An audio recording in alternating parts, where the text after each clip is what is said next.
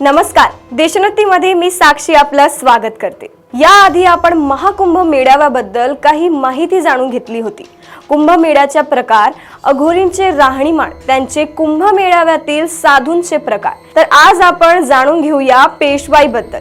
पेशवाई हा महाकुंभातील अत्यंत महत्त्वाचा आणि भव्य सोहळा आहे।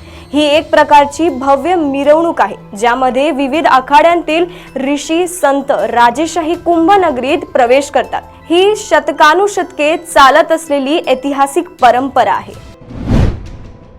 महाकुंभाच्या वेळी आखाडीच्या पेशवाई अतिशय खास मानली जाते। अशा परिस्थितीत महाकुंभाच्या वेळी आखाड्याच्या कामगिरीची अर्थ काय ते जाणून घेऊया। आखाड्यांच्या पेशवाईत कोण सहभागी होतात, तसेच याचा इतिहास काय आहे। यावेळी संगम नगरीत साधूंचे भव्य सादरीकरणही पाहायला मिळणार आहे।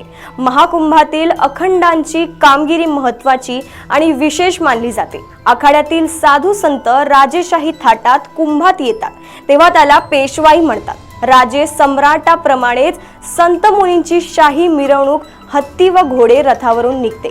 आखाड्यातील साधू संत राजेशाही थाटात कुंभ मेळाव्यात येतात तेव्हा त्याला पेशवाई म्हणतात।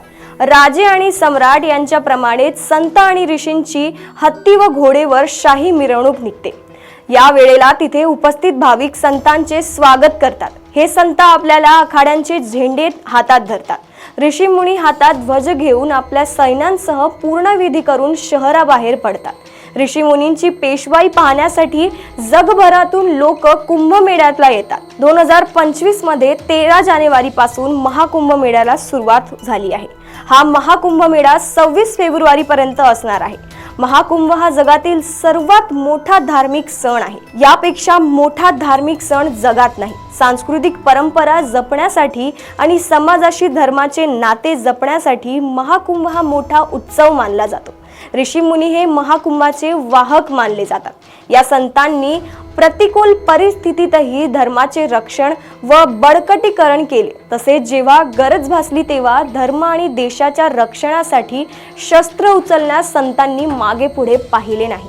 वाटेत भाविक संतांचे स्वागत करतात। हे संत आपापल्या आखाड्यांचे झेंडे हातात धरतात। ऋषी मुनी हातात ध्वज घेऊन आपल्या सैन्यासह पूर्ण विधी करून शहराबाहेर पडतात। ऋषी मुनींची कामगिरी पाहण्यासाठी जगभरातून लोक कुंभनगरीत येतात। 13 जानेवारी 2025 पासून हा महाकुंभ सुरू झालेला असून 26 फेब्रुवारी पर्यंत हा सुरू राहणार आहे।